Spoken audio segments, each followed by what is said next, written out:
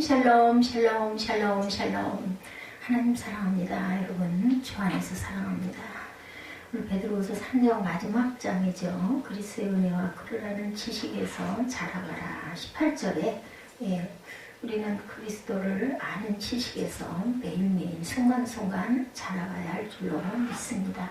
이 장 전체에 중요한 그 구절들 잠깐 보고 넘어갑니다. 멸망하게 할 이단 1절에 보면 거짓 선지들이 일어났었나니 이와 같이 너희 중에서 거짓 선생들이 있으리라 이렇게 얘기하죠. 세상에 사람들이 추구하는 것 세 가지가 2절에서 4절에 나타나 있는데 호색, 탐심, 자기 영광 이런 것들입니다. 진리의 도가 비방을 받을 것이다. 2절에 이렇게 말씀하죠. 여럿이 그들이 호색하는 것을 따르르니 이로 말미암아 진리의 도가 비방을 받을 것이다. 디모데후서 3장 6, 7절에 남의 집에 가만히 들어가 어리석은 여자를 유인하는 자들이 있으니 항상 배우나 끝내 진리의 지식에 이룰 수 없다. 배우면 뭐합니까? 그죠? 이런 온전치 못한 자들은 아무 소용이 없습니다. 경건하지 아니한 자들의 세상에 홍수 5절에 이렇게 나타나죠. 경건하지 아니한 자들의 세상에 홍수를 내리셨다. 하나님께서 홍수를 내리셨죠. 베드로서 3장 6, 7절에 그때의 세상은 물이 넘침으로 멸망하였으되 이제 하늘과 땅은 동일한 말씀으로 불사르기 위하여 고하신 바 되어 경건하지 않은 사람들의 심판과 멸망의 날까지 이른다라고 말씀하죠. 유다서 1장 14, 5절에도 경건하지 않은 자가 경건하지 않게 행한 모든 경건하지 않은 일과 모든 완악한 말로 말미암아 그들을 정죄하려 하셨다라고 말합니다. 경건한 자는 시험에서 건지실 줄 아셨다. 9절에 경건한 자는 시험에서 건지실 줄 아시고 불의한 자는 형벌 아래 두어 심판날까지 지키셨다. 마태복음 7장 24절에서 27절에 누구든지 나 이 말을 듣고 행하는 자는 그 집을 어디에 반석 위에 지은 지혜로운 사람 같으리니 비가 내리고 창수가 나고 바람이 불어 그 집에 부딪히되 무너지지 아니한다. 육체를 따라 더러운 정욕 가운데 행하며 형벌할 줄 10절에 보면 이런 말씀이 나오죠.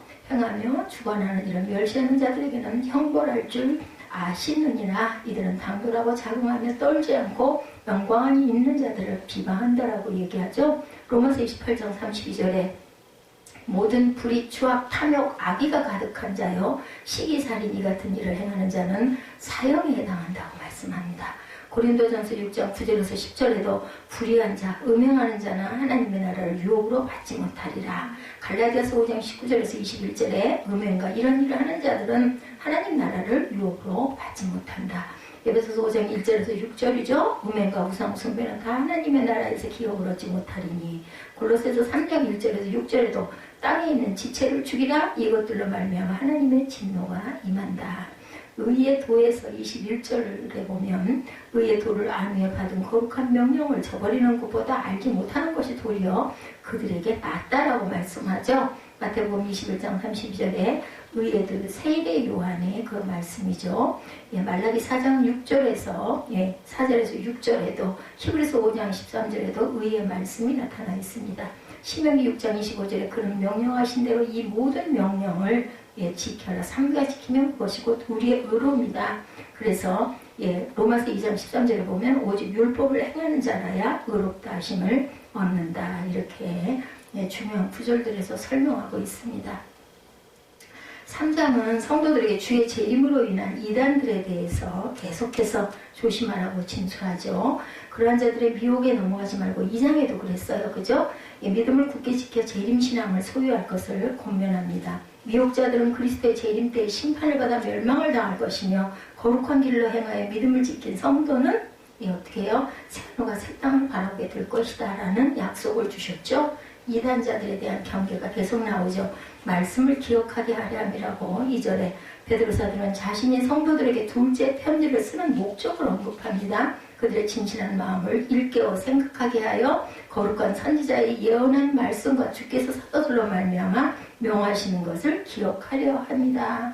이제 우리 한번 봅니다. 3장 1, 2절이죠. 사랑하는 자들아 내가 이제 둘째 편지를 너에게 쓰노니 이 두 편지로 내가 너희로 진실한 마음을 일깨워 생각나게 하여 곧 거룩한 선지자들이 예언한 말씀과 주되신 구주께서 너희의 사도들로 말미암아 명하신 것을 기억하게 하노라. 먼저 이것을 알지니 말세에 조롱한 자들이어서 자기의 정욕을 따라 행하며 조롱하여 이르되 주께서 강림하신다는 약속이 어디 있느냐. 조상들이 잔 후로부터 만물이 처음 창조 때와 같이 그냥 있다 하니 이는 하늘이 예적부터 있는 것과 땅이 물에서 나와 물로 성립된 것도 하나님의 말씀으로 된 것을 그들이 일부러 잊으려 함이로다. 이로 말미암아 그때 세상은 물이 넘침으로 멸망하였으되 이제 하늘과 땅은 동일한 말씀으로 불사르기 위하여 보호하신 바 되어 경건하지 아니한 사람들의 심판과 멸망의 날까지 보존하여 두셨다라고 말씀하죠. 이단들로 인하여 성도들이 미혹을 받아 실족하는 것을 염려해서 그들로 진리에 굳게 서서 악한 자들의 미혹에 넘어가지 않기 위하여 내가 이 편지를 쓴다라는 거예요. 그러므로 성도들이 이단에 빠지지 않기 위해서는 욕심을 버리고 깨끗한 양심으로 하나님의 말씀을 상고해야 된다. 말씀에 굳게 서 있는 자들은 이단의 미혹을 받아도 절대로 넘어가지 않을 것이다. 그 말씀을 알아야 됩니다. 성도를 바르게 인도하는 편지죠. 고린도후서 7장 8절에 그러므로 내가 편지로 너희를 근심하게 한 것을 후회하였으나 지금은 후회하지 아니함은 그 편지가 너희로 잠시만 근심하게 한 줄을 안다라고 얘기합니다. 주의 말씀으로 받아야 할 편지죠. 데살로니가전서 2장 13절 이러므로 우리가 하나님께 끊임없이 감사함은 너희가 우리에게 들은 바 하나님의 말씀을 받을 때 사람의 말로 받지 아니하고 하나님의 말씀으로 받으니 진실로 그러하도다. 이 말씀이 또한 너희 믿는 자 가운데서 역사합니다. 그렇죠? 말씀이 육신이 되어 우리 안에 거하면 막 활자가 튀어나온다고 그러죠. 말세에 기롱하는 자들 3절에 베드로사도는 말세에 하나님의 진리의 말씀을 기롱하는 자들이 나와서 정욕대로 행동할 것이다. 3절 이것을 알니 말세의 조롱입니다. 기롱, 조롱 자들이 와서 자기의 정욕을 따라 행하며 조롱한다. 주께서 강림하신다는 약속이 어디 있느냐 이렇게 조롱한다라는 거죠. 그들의 특징은 육체의 정욕을 쫓아 행하는 방탕한 것이다. 그들은 거짓 교리로 성도들을 미혹하여 자신들과 같이 방탕한 삶으로 끌어들여 타락시키고 사단의 노예로 전락시키려는 작전입니다. 역사적으로 복음을 왜곡시키는 자들은 육체의 정욕을 쫓아 음행을 원하는 것이 특징임이 증명됩니다. 이러한 자들이 바로 사단의 도구들로 주의 재림 때에 사단과 같이 멸망의 심판을 받을 자들이다. 말라기 2장 17절에 주의 존재를 의심하죠. 너희가 말로 야훼를 괴롭게 하고도 이르기를 우리가 어떻게 야훼를 괴롭게 드렸나이까 하는도다. 이는 너희가 말하기를 모든 악을 행하는 자는 여호와의 눈에 좋게 보이며 그에게 기쁨이 된다 하며 또 말하기를 정의의 하나님이 어디 계시냐 함이니라. 하나님 어디 있어? 그런 게 어디 있어? 이런 얘기죠. 영원히 멸망을 받는다. 데살로니가 후서 1장 8, 9절입니다. 하나님을 모르는 자들과 우리 주 예수의 복음에 복종하지 않는 자들에게는 뭐를 형벌을 내린다. 이런 자들은 주의 얼굴과 그의 힘의 영광을 떠나 영원한 멸망의 형벌을 받으리라. 재림을 부정하는 멸망받을 자들이 4절에서 6절에 증거하죠. 말세에 기롱하는 자들 조롱이죠. 조롱하는 자들은 주의 재림에 대하여 말씀을 부정하여 주의 강림하시다는 약속이 어디 있느냐라고 말하며 진리의 말씀을 조롱합니다. 베드로사도는 예수 그리스도의 재림을 부인하고 조롱하는 자들이 하나님의 말씀으로 천지가 창조되었고 홍수로 세상에 심판받았던 일을 잊으려 한다라고 얘기하죠. 이들은 하나님의 과거의 홍수 심판을 일부러 잊음으로 그때의 사람들처럼 육체의 정욕을 쫓아 행하며 마음대로 담대하게 죄를 범합니다. 이러한 자들은 결국 하나님의 홍수 심판 때 그 말씀을 믿지 않아서 심판을 받은 자들과 같이 그리스도의 재림 때에도 심판을 받아 멸망을 당하게 될 것이다. 하나님께서는 노아 홍수 후에 다시 쓴 물로 세상을 심판하지 아니할 것이라고 약속하셨는데 그리스도의 재림으로 임한 심판은 뭘로? 불로 임하게 될 것을 본문에 증거되죠. 하나님께서 말씀으로 세상을 창조하셨듯이 그때는 말씀으로 세상을 불살라서 악인들을 태워 제거하실 것이다. 불로 태울 때 불순물이 타서 없어지고 순수한 정금이 나오듯이 세상은 하나님의 말씀의 불로 정화가 돼서 모든 죄악이 사라지고 오직 하나님과 그의 거룩한 백성만이 거할 것이다. 7절이죠. 이제 하늘과 땅은 그 동일한 말씀을 불사르기 위한 여호와의 보호하신 바 되어 경건하지 아니한 사람들의 심판과 멸망의 날까지 보존하여 두신 것이라. 사랑하는 자들아 주께는 하루가 천년 같고 천년이 하루 같다는 이 한 가지를 잊지 말아라. 이렇게 말씀합니다.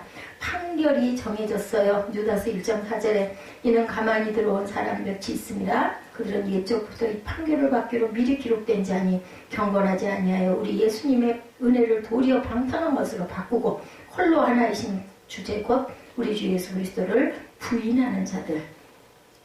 유기된 상태로 있는 악인에 대해서 로마서 1장 24절에 그러므로 하나님께서 그들을 마음의 정욕대로 더러움에 내버려 두사 그들의 몸을 서로 욕되게 하셨다라고 말씀하죠. 주의 날을 소망하여야 할 성도들에 대해서 8절에 더디지 않은 주의 약속 8절입니다.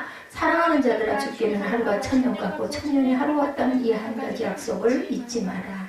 하나님께서 하루가 천년 같고 천년이 하루 같다고 말했는데 이는 하나님께서는 시간을 초월하신 분이라는 거예요. 우리는 정말 힘들고 오래 걸렸어. 그래도 하나님께서는 그 응답이 없으시는데 하나님은 그냥 순식에 잠깐 눈 깜짝도 아닌 거죠. 예, 어땠어요? 이스라엘이 70년 동안 바벨론의 포로 생활을 할 때 그렇게 기도를 했어요. 제가 아까 기도 초두에 읽어드린 묵상 102편, 시편 102편 마지막 절들인데요. 예, 그렇게 기도를 했는데 1세대들은 아무도 하나님의 응답을 보지 못했어요. 그런데도 불구하고 그들은 하나님께서 분명히 다 이루어 주셨다라고 굳게 믿는 그 부분의 은혜가 있었습니다. 시간을 초월해 계신 하나님은 과거도 미래도 없고 영원한 존재이시므로 하나님의 시간을 인간은 이해할 수가 없다. 그래서 우리가 그 때를 모르는 게 가장 문제고 그것으로 인해서 사단이 우리를 계속 분열시키려고 하죠. 너희들 아무리 기도해봐야 소용이 없어. 그것은 이미 안 돼. 너희들은 이제 패배했어. 막 이렇게 속삭입니다. 이러한 인간의 유한성 때문에 무한하신 하나님의 뜻을 이렇게 오해하기가 쉽다. 초대교회 성도들은 예수님의 재림이 자기들이 살아있는 동안에 곧 이루어질 것이라는 기대와 소망을 갖고 있었어요. 그렇죠? 그런데 자신들의 기도대로 예수님의 재림이 곧 이루어지지 않자 믿음이 약한 자들은 실망해서 재림신앙의 회의를 갖게 되었습니다. 베드로는 이런 자들에게 믿음을 경고해야 할 것을 권면하죠. 주의 재림이 더디다고 생각하는 자들에게 하나님께서 왜 재림을 빨리 하시지 않는지에 대해서 하루가 천년 같고 이렇게 얘기하죠. 하나님께서는 죄인들이 한 사람이라도 더 회개하도록 오래 참으시는 거죠. 9절에 사랑의 하나님께서 한 사람이라도 멸망받을 것을 원치 아니하신다라고 말씀하죠. 주의 약속은 어떤 일이든 다디다고 생각하는 것 같이 더딘 것이 아니라 너희를 대하여 오래 참으사 아무도 멸망하지 아니하고 회개하기 이르기를 원하신다. 그러나 주의 날이 도둑같이 오리니 그날에는 하늘이 큰 소리로 떠나가고 물질이 뜨거운 물에 풀어주고 땅과 그 중에 있는 모든 것이 드러나리로다. 반드시 이루어진다. 열왕기상 8장 56절입니다. 야훼를 찬송할지로다. 그가 말씀하신 대로 그의 백성 이스라엘에게 태평을 주셨으니 그종 모세를 통하여 물은 말씀하신 그 모든 좋은 약속이 하나도 이루어지지 아니함이 없도다 증거합니다. 처음과 나중 되신 하나님이죠. 계시록 1장 8절에 주 하나님이 이르시되 나는 알파와 오메가라 이제도 있고 전에도 있었고 장차 올 자요 전능한 자라. 도둑같이 임할 주의 날 10절이죠. 주의 날이 도둑같이 오리니 그날에는 하늘이 큰 소리로 떠나가고 물질이 뜨거운 물에 풀어지고 땅과 그 중에는 모든 것이 드러난다. 도적이 예고 없이 갑자기 오죠. 도적이 나 도적질하러 갈게 하고 오는 일은 없어요. 그리스도의 재림도 예고 없이 갑자기 임할 것이다. 근데 우리는 어떻게 알아요? 성경을 통해서 구약과 신약의 많은 선지자들과 예언자들을 통해서 성경이 기록되어 있어서 알고 있습니다. 그래서 우리는 믿고 받아들여야 되겠다. 그때 하늘이 떠나가고 체질이 뜨거운 불로 풀어주고 땅과 그 중에 있는 모든 일이 드러날 것이다. 12절이죠. 예수 그리스도의 재림이 도둑같이 임해서 세상 모든 것을 심판할 것이므로 성도들은 그날을 기다리고 준비해야 된다. 오늘이 마지막 날처럼 그 일을 맞이하지 않고 가는 성도들은 내 생애의 마지막 날이 바로 하나님의 심판이다. 우리는 어차피 주님 앞에 쓰죠. 그렇기 때문에 그날의 축복에 동참하기 위해서 항상 깨어있는 신앙의 삶을 살아야 하며 거룩한 행실과 경건함으로 성결될 삶을 살아야 되겠다. 11절입니다. 이 모든 것이 이렇게 풀어지리니 너희가 어떤 사람이 되어야 마땅하냐. 거룩한 행실과 경건함으로 하나님의 날이 임하기를 바라보고 간절히 사모하라. 그날에 하늘이 불에 타서 풀어지고 물질이 뜨거운 물에 녹아지려니와 우리는 그의 약속대로 의가 있는 곳인 새하늘과 새 땅을 바라보도다. 그러므로 사랑하는 자들아 너희가 이것을 바라보나니 주 앞에서 점도 없고 흠도 없이 평강 가운데 나타나기를 힘쓰라. 평강이에요. 평강. 우리가 기도해야 될 것은 평강. 어떠한 일에도 아까도 제가 마음이 막 상해서 혈기를 내고 했는데 좋은 일이 하나도 없어요. 누가 춤을 출까요? 사단이 춤을 추죠. 저한테 혈기를 내게 해가지고 마음의 평강이 깨지면 뭐 건강도 나빠질 뿐더러 은혜가 아니고 그죠? 사단은 박수를 칩니다. 하나님께서는 안타까워하시죠. 뭐 그런 것에 네가 그렇게 이렇게 마음이 흔들려가지고 출렁거리느냐 아직도 그러니 하고 말씀하실 거예요. 그래서 항상 그 시각에 그 종이 주인이 이르러 마태복음 24장 50절에서 51절 알지 못하는 시간에 대해서 말씀하죠. 생각하지 않은 날 알지 못하는 시각에 그 종의 주인이 이르러 어미 때리고 외식하는 자가 받는 벌에 처하리니 거기서 슬피 울며 이를 갈기라. 주인이 오실 때 우리는 알고 준비하고 항상 오늘이 마지막 날처럼 항상 준비하고 있어야 된다. 경각간에 임한다 그러죠. 누가복음 17장 24절에 번개가 하늘 아래 이쪽에서 번쩍이요 하늘 아래 저쪽까지 비침같이 인자도 자기 나라에 그러하리라. 점과 흠없이 평강 가운데 우리는 거해야 된다. 베드로사도는 새하늘과 새 땅을 바라보며 사랑하는 성도들에게 이 땅의 삶 속에서 점과 흠없이 행할 것을 말하죠. 천국의 거룩한 백성이 된 성도들은 주 앞에서 흠없고 점도 없는 거룩하고 성결한 삶을 살아야 될 것이다. 그러므로 너희가 이것을 바라보나니 14절이죠. 주 앞에서 점도 없고 흠도 없이 평강 가운데 나타나기를 힘쓰라. 또 우리 주의 오래 참으심이 구원이 될 줄로 여기라. 우리가 사랑하는 형제 바울도 그 받은 지혜대로 너희에게 이같이 썼고 그리고 모든 편지에도 이런 일에 관하여 말하였을 때 그 중에 알기 어려운 것이 여러 있으니 무식한 자들과 굳세지 못한 자들이 다른 성경과 같이 그것도 억지로 풀다가 스스로 멸망에 이른다. 다른 성경 억지로 풀려고 하지 말라라는 이야기입니다. 초대교회에서는 주님의 재림을 고대했으나 성도들의 생각대로 이루어지지 않는 틈을 타서 예수님의 재림 자체를 부인하려는 이단 사설이 흥행했고 현대 와서는 예수 재림 날짜를 예언하고 여러분들 아시죠? 다미성교회 기억나죠? 성도들을 미혹하는 일들이 많이 일어나고 있습니다. 이렇게 시대가 어수선할수록 이단들은 더 판을 칩니다. 이 모든 이단 사설들은 성경을 억지로 풀어 자기들의 주장을 배워나는 증거로 전락시켜버린 데서 생겨난다. 16절에 증거하죠. 너희가 이것을 미리 알았은즉 무법한 자들의 묘기에 이끌려 너희가 굳센 데서 떨어질까 삼가라. 오직 우리 주 예수 그리스도의 은혜와 그를 아는 지식에서 자라가라. 영광이 이제와 영원한 날까지 그에게 있을지어다. 현대에 와서 재림 예수 날짜 예언하고 이런 미혹되는 일, 이런 자들은 결국 하나님의 진노의 심판을 받아서 멸망될 것이다. 베드로는 성도들에게 그러한 미혹에 이끌려 굳센 믿음의 자리에 떨어질 것을 조심하라고 권면하죠. 성경을 우리가 읽을 때 자세히 읽어야 돼요. 이사야 34장 16절에 너희는 야훼의 책에서 찾아 읽어보라. 이것들 가운데 빠진 것이 하나도 없고 제짝이 없는 것이 없으리니 이는 야훼의 입이 이를 명령하셨고 그의 영이 그것들을 모으셨습니다. 뭐가 뭐가 짝이에요? 구약과 신약이 짝입니다. 사사로이 풀리지 않은 말씀이라고 그러죠. 베드로서 1장 20절과 21절에 먼저 알 것은 성경의 모든 예언은 사사로이 풀 것이 아니니 예언은 언제든지 사람의 뜻으로 낸 것이 아니요 오직 성령의 감동하심을 받은 사람들이 하나님께 받아 말한 것이라. 그렇기 때문에 우리는 성경에 나타나 있는 우리 선지자들의 예언을 그대로 믿어야 되죠. 둔한 자는 해석하기가 어렵다고 히브리서 5장 11절에 멜기세덱에 관하여는 우리가 할 말이 많으나 너희가 듣는 것이 둔함으로 설명하기가 어렵다 말씀합니다. 현대에 와서도 그리스도의 재림에 대한 이단들이 많이 나타나 사람들을 미혹하고 사회에 무리를 일으키는 일들이 주변에 많지요.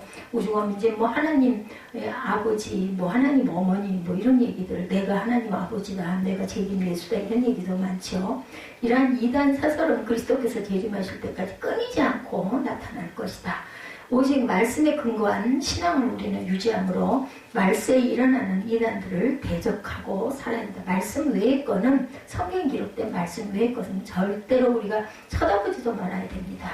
끝이 좋으면 모든 것이 좋다는 윌리엄 셰익스피어의 말이 여러분들 인생의 끝은 다 좋으시길 간절히 축원한다 이렇게 얘기를 했다고 그래요.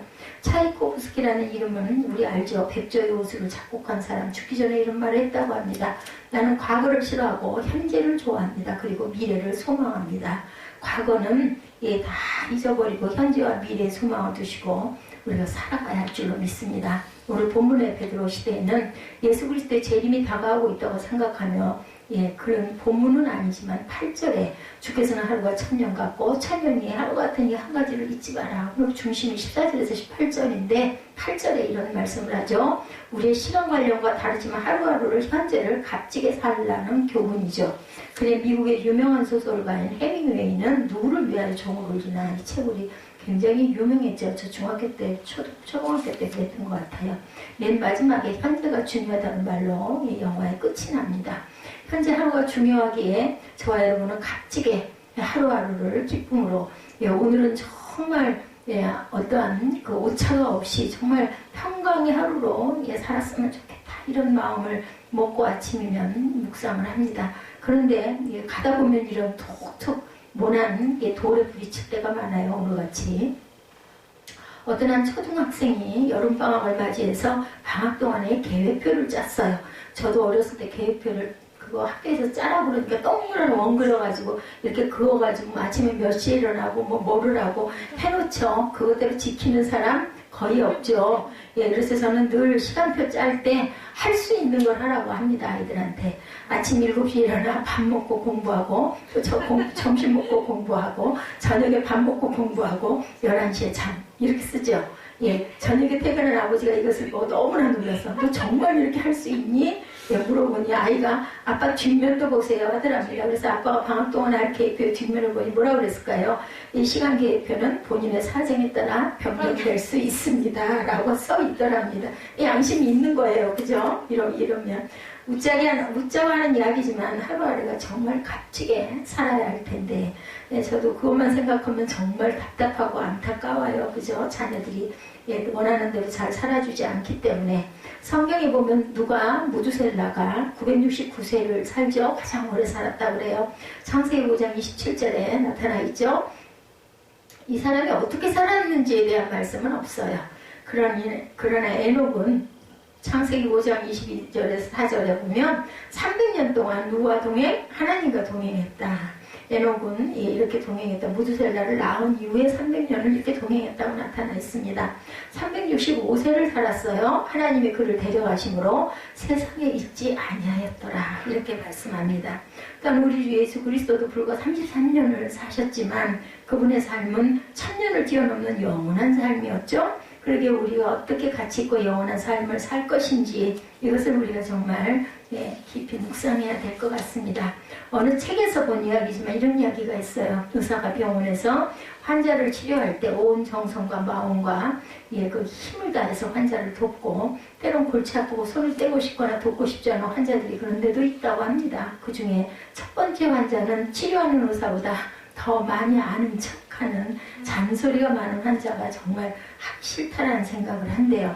이런 사람들의 특징은 의사가 진찰한 결과라든지 처방이라든지 약이라든지 의사의 말하는 그 말을 그대로 받아들이는 법이 없다고 그래요. 다 의심하고 믿지 못하는 사람, 자기가 오히려 다 알고 있다는 거예요. 이미 다 해봤다라는 거죠. 이런 사람들을 의사는 네 스스로 고쳐보세요 이렇게 말하고 싶다고 합니다. 두 번째는 죄송하지만 학교 교사라고 그래요. 이런 사람들은 학생을 가르치는 버릇이 있어서 만사를 따져보는 습관이 있다고 합니다. 왜 그렇습니까? 그럼 이렇게 하면 되지 않을까요? 늘 이렇게 토를 단다고 그래요. 근데 실제 요즘에 병원 이런 거 받아들여주는 의사 선생님들 저는 별로 못 봤어요. 그죠? 치료는 A 플러스 B가 아니죠. 최선을 다할 뿐인데 자꾸 따지니까 의사가 해줄 말이 없다. 의사들의 입장의 얘기예요. 골치가 아프죠. 조급한 마음을 가진 환자가 마지막 순서라고 그래요. 셋째로 항생제 같은 약은 투여하고 나서 3일이 지나야 약 효과가 나타나는데 약 한 봉 먹고 왜 안 낫느냐 이렇게 또 전화가 온다고 합니다. 왜 치료를 하는데 빨리 안 낫느냐라고 또 야단을 한다고 합니다. 그래서 이런 환자는 이 병원 저 병원 돌아다니지만 결국은 병원이 치유가 되지 않는다. 이런 세 종류의 환자를 의사들은 치료하고 싶지 않은 환자라고 얘기를 한다고 그래요. 이것은 우리 신앙에도 교육에서도 인격에서도 마찬가지로 나타나죠. 믿음이 없고 순종할 줄 모르고 만사를 너무 급하게 조급하게 생각하는 그러한 사람들, 골치가 아픈 일이죠. 구제불능의 사람들입니다. 그러나 인격 형성이란 하나의 변화를 말하죠. 자연적 변화뿐 아니라 객관적인 변화, 즉 성장에 있다라는 거예요. 오늘 마지막 구절에 뭐라고 얘기해요? 그를 아는 그리스도와 그를 아는 지식에서 자라가라. 자라갔을 때 영광이 이제와 영원한 날까지 그 자라가는 이에게 있을 것이다 라고 축복이 쏟아집니다. 이런 영적 미수가 발달 장애자를 가진 사람들을 위해 베드로 사도는 18절에서 오직 우리 주 곧 주 예수 그리스도의 은혜와 그를 아는 지식에서 자라가라. 영광이 이제와 영원한 날까지 그에게 있을 것이다. 자라가라 자라가라. 계속 얘기하시죠. 우린 누가복음 2장 52절에 보면 예수님이 어렸을 때 자라는 모습을 간단하게 기록되어 있어요. 그죠? 예수는 지혜와 키가 자라가며 하나님과 사람에게 더욱 사랑스러워 가시더라. 이렇게 나타나 있습니다. 예수님은 지혜가 자라가다 지식 생각의 자람이 나타납니다. 키가 자라가다 육체적 성장을 말하죠. 하나님께 사랑스러워 가시더라. 어때요? 영적인 성장이에요. 그러니까 지혜가 자라다 지식, 생각이 자랐어요. 키가 자라다 육체적으로 자랍니다. 그리고 영적인 자람, 그죠? 사랑스러워 가시더라. 하나님께 사랑스러운 자녀는 어때요? 영적으로 성장하는 지혜가 자라가는 거죠. 사람들에게 사랑스러워 가시더라. 윤리적, 도덕적으로도 자랐다라는 겁니다. 균형 있는 성장을 하셨다는 이야기죠. 그래서 우리 그리스도인들의 성장의 목표는 언제나 그리스도를 닮는 것, 그리스도의 장성한 분량까지 닮아가는 것. 그리스도의 장성한 분량까지 자라는 것은 육체뿐만 아니라 지식으로도 영적으로도 도덕적으로도 윤리적으로도 다 골고루 자라가야 한다. 쉽게 말해서 전인적 성장을, 내적 외적 성장을 말씀하죠. 그리고 이 성장을 위해서 오늘 14절 하반절에 평강 가운데 나타나기를 힘쓰라 이렇게 나타나죠. 샬롬을 위해 애쓰라는 거죠. 이는 하나님과의 관계를 말씀합니다. 그래서 제가 인사를 샬롬을 바꾸지를 못해요. 10년을 계속 그보다 더 귀한 축복의 인사는 없을 것 같아. 가장 짧게, 그죠? 축복하는 말씀. 14절 상반절에도 그러므로 사랑하는 자들아 너희가 이것을 바라보나니 주 앞에서 점도 없고 흠도 없이 평강 가운데 나타나기를 힘쓰라. 그래서 평강, 우리 배종옥 저보다 나이가 2살 위에요. 근데 그분이 이렇게 지난번에 제가 크리스마스 지나가고 나서 10년 고 말미인가 뭐 받은 거를 조그맣게 해가지고 좀 카드 한 장 써서 전달을 해줬어요. 왜냐면 저한테 그렇게 자꾸 뭘 베풀어 주는데 저는 아무것도 해주는 게 없어요. 그랬더니 밥을 먹자고 그러는데 그냥 밥을 먹자는 말에는 대답을 못하겠어가지고 제가 참 못났죠. 밥 한 끼 먹을 수도 있는데 그냥 이런 모습이 보이기가 싫은 거죠. 그분 회원님 못지 않았죠. 저도 몸이나 이런 모습이. 근데 이제 지금은 너무 키도 작아지고 허리도 온전치가 못하고 이러다 보니까 어디 밥 먹으러 가서 앉아가지고 있는 것 자체가 자꾸 제가 아직은 그 자신이 없고 거리껴져요. 혼자서 이렇게 간다는 게. 그리고 또 밥 먹으면 밥값도 좀 신경이 써요. 제가 좀 했으면 좋겠는데 분명히 아닐 것 같고 상대가 낼 거고 너무나 재빠르고 너무 잘해서 그러고 났더니 요즘에는 제가 가기만 하면 오전에 수영을 안 갈 때가 많죠. 가기만 하면 꼭 그 비슷할 때 같이 나와요. 들어가면 끝나서 나오니까 씻고 나오는 것도 비슷하죠. 꼭 등을 다 발라줘요. 등 전체를 크림을 듬뿍 이렇게 해가지고 저만 해주는 건 아니에요. 주변에 자기하고 친한 친구들 그 주변에 있는 사람들 다 해주는데 전에는 안 그랬는데 어쩌다가 한 번씩 가지고 요즘에는 그냥 내가 있기만 하면 무조건 와가지고 발라주니 그걸 내가 갚아야 되는데 갚을 수가 없잖아요. 그래서 오늘 제가 그냥 카톡으로 짧게 정말 챙겨줘서 고맙다고 예, 샬롬의 축복, 매일이 항상 예, 샬롬의 축복을 받으라고. 예, 그분도 뭐 천주교를 나가시니까 샬롬의 뜻은 아니까 예, 이렇게 그냥 축복하는 방법밖에 없겠구나. 그렇게 해서 예, 몇 번을 그러고 나서 그냥 제가 웃으면서 그냥 받았는데 이거 앞으로도 참 불편할 것 같은 거야. 그 때문에 좀 안 가게 되고 매일 가면 자꾸 그 부담이 될 것 같고 또 하다가 안 하는 사람은 또 안 하면서 마음이 찜찜할 것 같고 그래가지고 참 이걸 어떻게 해야 될지 좀 사실은 그냥 내 등을 누가 만진다는 것도 솔직히 처음에는 그랬더니 또 뭐라 그러냐면 그 이 바람에나 만져보지 언제 만져보냐 웃으면서 이렇게 얘기를 하는데 안쓰러워서 그러겠죠. 정말 안 좋아요. 싫어요. 왜냐면 제가 몸이 많이 허물어졌기 때문에 옛날 같으면 뭐까짓 걸 그러건 말건 당당하게 약간의 교만일 수도 있지만 근데 요즘엔 정말 할 수 없은 정말 거기를 나갈 때 죽을 각오를 하고 나갔어요. 그 보이는 게 너무 싫어서 대중탕도 안 갔는데 어쩔 수가 없죠. 안 먹고는 수영을 할 수가 없으니까. 수영할 때만은 너무 좋죠. 물속에서 하니까 뭐 보이나요? 또 피고 하니까 그렇게 이상하게는 안 보일 것 같고 그리스도의 은혜와 그를 아는 지식에서 우리가 자라가듯이 우리가 이렇게 항상 그 자라감의 축복 누구에게든 예, 그들에게 축복을 해줘야 되겠죠. 미운 사람에게 더 해줘야 돼요. 잘 안 되지만 자꾸 축복을 해야 되는데 그냥 내 앞에 있는 왼수에게는 이가 갈리지 그 축복이 안 되죠. 부족한 거예요. 그죠? 얘기를 하면서도 지금 좋게 얘기가 안 되고 박아서 얘기를 하게 되니 이가 갈리지 그게 축복이 안 됩니다. 해야 되는데 먼저 오직 은혜 안에 자라가야 되겠죠. 하나님의 은혜 안에 우리가 사람 사이에도 아까 얘기한 것처럼 뭐 제 예화도 아니고 그냥 생활 속의 얘기인데 그런 분들 나를 그렇게 챙겨주고 이런 분들은 축복하기가 좋아요. 그죠? 은혜 안에 자라가라. 문제는 은혜를 아는 지식이 중요하다. 은혜 안에 진정한 성장이 있다는 사실입니다. 예, 근본적인 문제예요. 은혜는 예, 하나님이 없이는 안 된다는 구원의 문제. 은혜 안에 진정한 성장이 있어야 한다. 예, 어린아이 키울 때 아이들 키우는 것이 뭐예요? 예, 저주로 키우죠. 예, 그래서 우리 잘 아는 말씀이죠. 베드로전서 2장 2절에 갓난아기 같이 순전하고 신령한 젖을 사모하라고 얘기합니다. 이는 그런 말미암아 너희로 구원에 이르도록 자라게 하려 한다. 신령한 젖이 예, 영적인 젖이죠. 신령한 젖, 순전하고 신령한 젖을 사모하라는 거죠. 예, 미국에서 있었던 일이에요. 미국에 살고 있는 어떤 할머니가 아들네 집에 예, 한 분이 놀러 갔다고 그래요. 근데 그 수영장에서도 심심찮게 그런 분들이 계셔요. 예, 연세가 드신 분들이 아들네 집에 간다. 근데 갔다가 그냥 나 금방 올 거야. 그러니까 아이고 가신 길에 관광도 좀 하시고 편하게 쉬시다 오시지 뭐라 그러신 줄 알아요.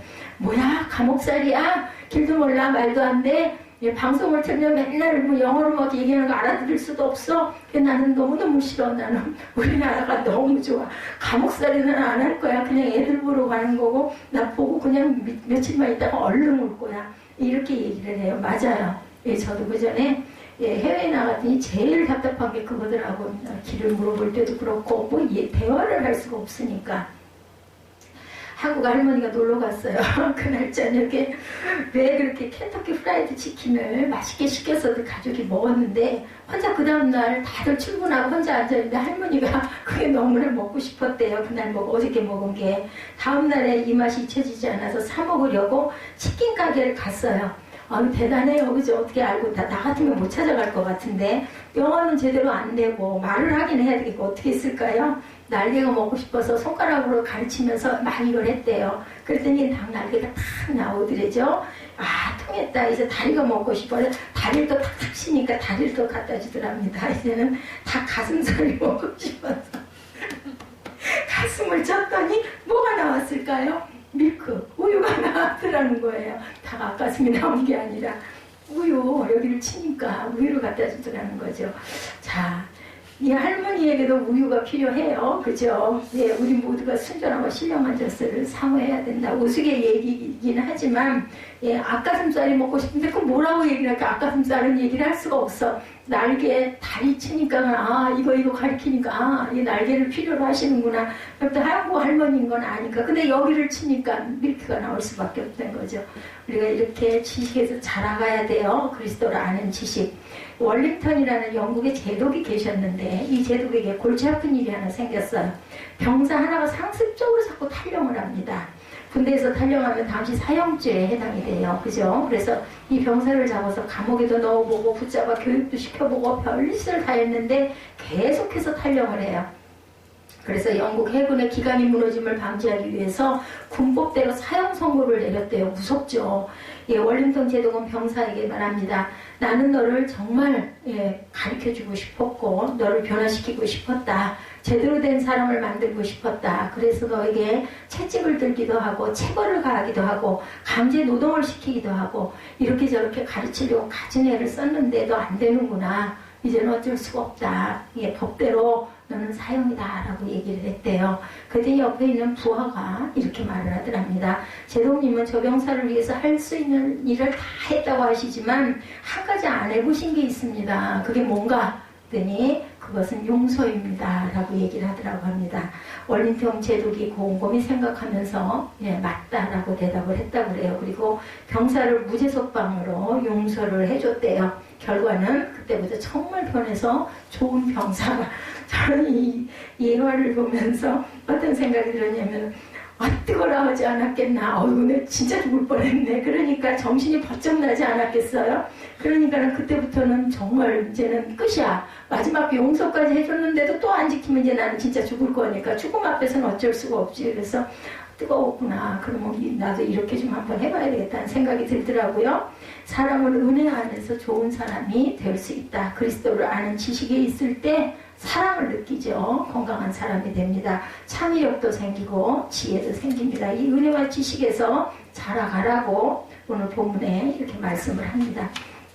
그렇게 오늘 15절에 보면 또 우리 주의 오래 참으심이 구원이 될 줄로 여기라. 우리는 다 하나님을 알고 있죠. 예수 그리스도 오래 참으신 주님께서 곧 재림하셔야 하는데 그 재림을 연기하고 계실 때 누구처럼 누구예요? 요나가 그랬죠? 박넝쿨 그거 뜨거운 거 가려줘서 너무 고마웠는데 그게 딱 없어져 버리니까는 뭐 하면서 화가 내서 씩씩거리고 있었어요.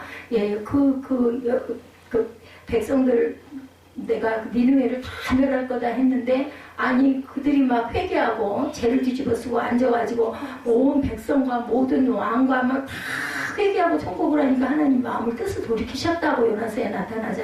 그게 화가 난 거야. 내가 그들을 다 멸해버릴 것이다 했으면 왜 멸하셔야지 그들을 왜 살려나? 그러고 씩씩거리는데 너무 뜨거운 거죠. 내가 죽어버릴 거야. 그러고는 햇빛에 그 사막 가운데 나와 앉아있으니까 하나님이 참 재밌는 하나님이구나. 굉장히 장난기가 많으시구나.